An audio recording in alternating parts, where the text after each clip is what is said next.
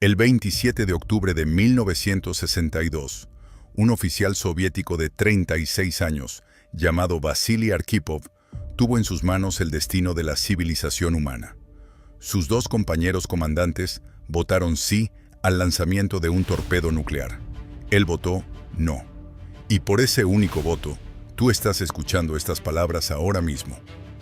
Pero para entender cómo un hombre, en un submarino sofocante, bajo el mar Caribe, terminó decidiendo si la humanidad sobreviviría, necesitamos retroceder 13 días.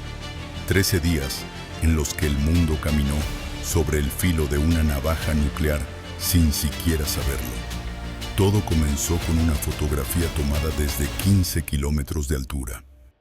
El 14 de octubre de 1962, el mayor Richard Heiser piloteaba un avión espía U-2 sobre el occidente de Cuba cuando su cámara capturó algo que helaría la sangre de los analistas de inteligencia estadounidenses. En las imágenes aparecían estructuras inconfundibles cerca de San Cristóbal. Misiles balísticos soviéticos R-12 y R-14, capaces de transportar ojivas nucleares. El alcance de esos misiles significaba que Washington, D.C. podía ser reducida a cenizas en exactamente 13 minutos desde el momento del lanzamiento. La Guerra Fría había encontrado su momento más caliente.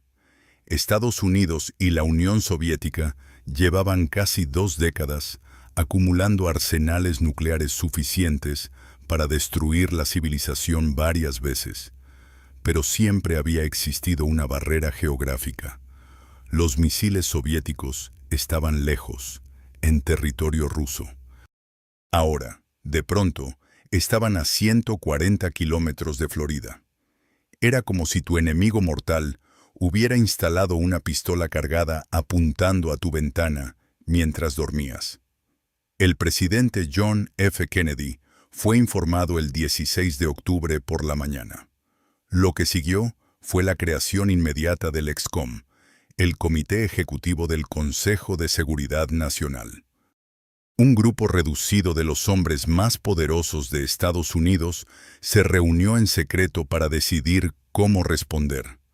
Las opciones sobre la mesa iban desde la diplomacia hasta un bombardeo masivo, seguido de invasión terrestre. Algunos generales presionaban por un ataque inmediato. El reloj nuclear había comenzado a correr. Kennedy enfrentaba un dilema imposible. Si no actuaba, los soviéticos completarían la instalación de los misiles y Estados Unidos viviría permanentemente bajo amenaza directa. Si atacaba Cuba, la Unión Soviética podría responder en Berlín, en Turquía, o lanzando los misiles que ya estaban operativos. Cualquier movimiento en falso podía desencadenar el apocalipsis. Y mientras tanto, el público estadounidense seguía su vida normal, sin la menor idea de que sus líderes debatían si sobrevivirían a la semana siguiente. Durante 6 días, Kennedy y el ExComm deliberaron en absoluto secreto. La tensión en esas reuniones era insoportable. Había halcones que exigían acción militar inmediata y palomas que advertían sobre las consecuencias catastróficas de cualquier agresión. Finalmente, Kennedy tomó una decisión intermedia. No bombardearía Cuba, pero tampoco se quedaría de brazos cruzados. Implementaría un bloqueo naval para impedir que llegaran más armas soviéticas a la isla. El 22 de octubre, Kennedy apareció en cadena nacional de televisión. Millones de estadounidenses vieron a su presidente anunciar la existencia de los misiles soviéticos en Cuba y declarar una cuarentena naval alrededor de la isla. La palabra bloqueo fue deliberadamente evitada porque técnicamente un bloqueo es un acto de guerra según el derecho internacional. Pero el efecto era el mismo. Cualquier buque soviético que intentara llegar a Cuba sería interceptado por la Marina estadounidense. Si los soviéticos decidían forzar el paso, habría disparos. Y si había disparos, Nadie sabía dónde terminaría aquello. El mundo contuvo el aliento. La respuesta soviética determinaría si habría mañana. Cliffhanger Min 4. Lo que nadie sabía en Washington era que la situación real era mucho más peligrosa de lo que imaginaban. El líder soviético Nikita Khrushchev había enviado no solo misiles a Cuba, sino también armas nucleares tácticas ya ensambladas y listas para usar. Los comandantes soviéticos en la isla tenían autorización previa para emplearlas en caso de invasión estadounidense sin necesidad de consultar a Moscú. Si Kennedy hubiera ordenado el ataque que sus generales le pedían, las tropas estadounidenses habrían sido recibidas con hongos nucleares en las playas cubanas. Mientras tanto, en La Habana, Fidel Castro observaba los acontecimientos con una mezcla de orgullo revolucionario y fervor casi suicida. El líder cubano envió un mensaje a Khrushchev que décadas después seguiría perturbando a los historiadores.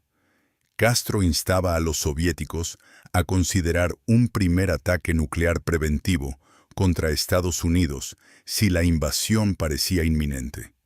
Estaba dispuesto a que Cuba fuera destruida si eso significaba llevarse a Estados Unidos al abismo. Los soviéticos, para su crédito, ignoraron esta sugerencia. El 24 de octubre llegó el primer momento de verdad.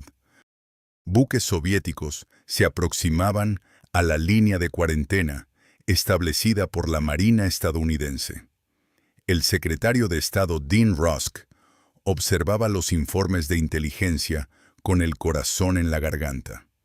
Si los barcos soviéticos no se detenían, los destructores estadounidenses tendrían que abrirles fuego.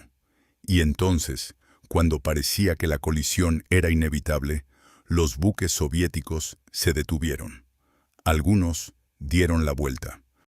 Rusk pronunció una frase que pasaría a la historia. Estábamos cara a cara, y creo que el otro tipo acaba de parpadear.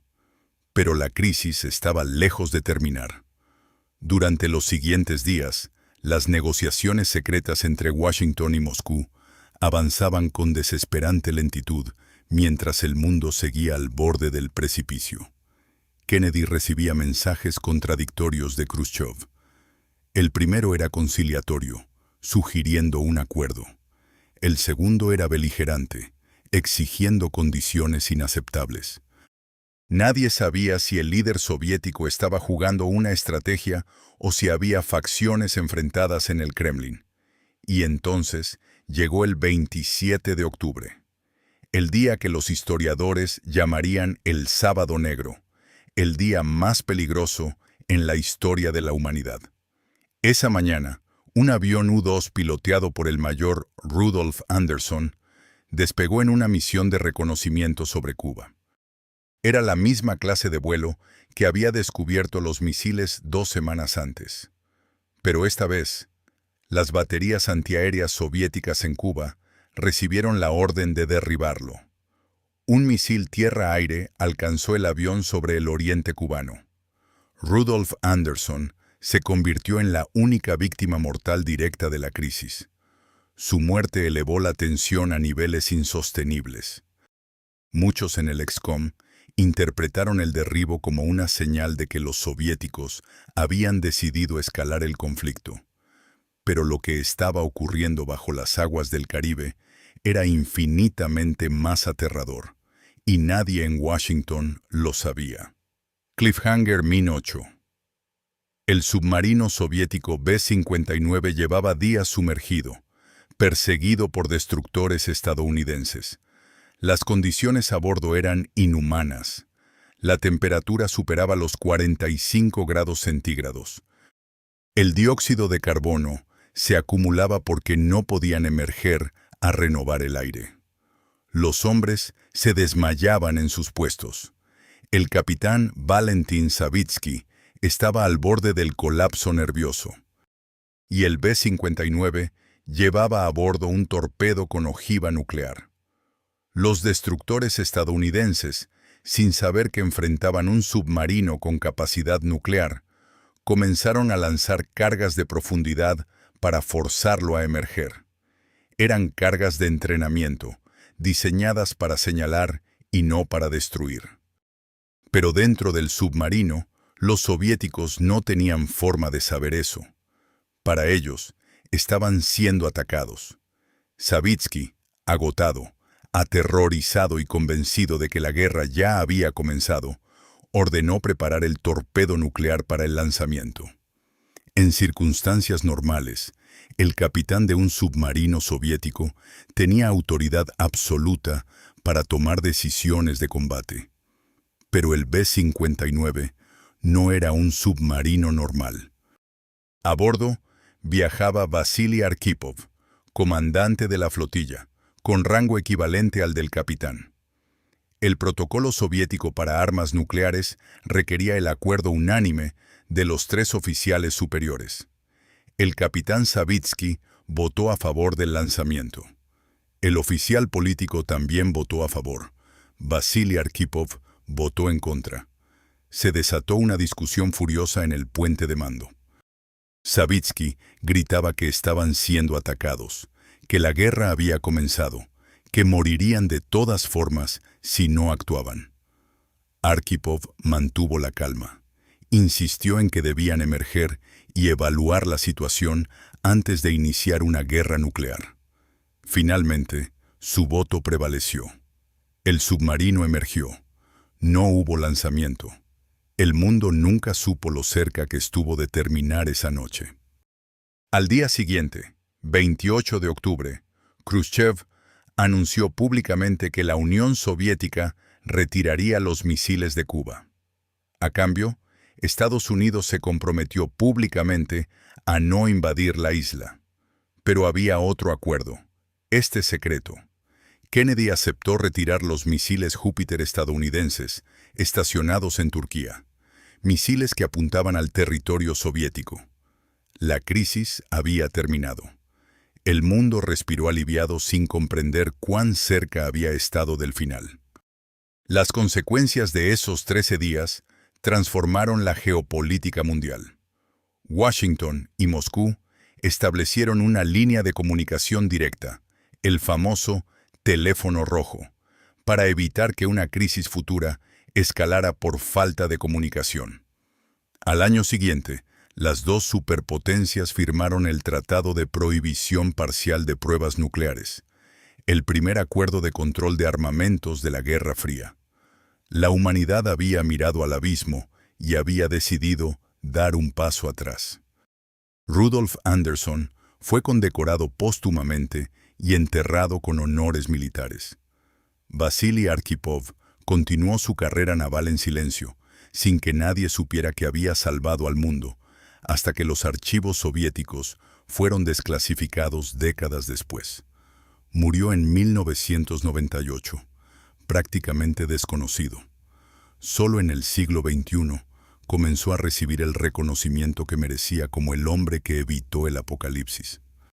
La crisis de los misiles de 1962 nos dejó una lección brutal sobre la fragilidad de la civilización.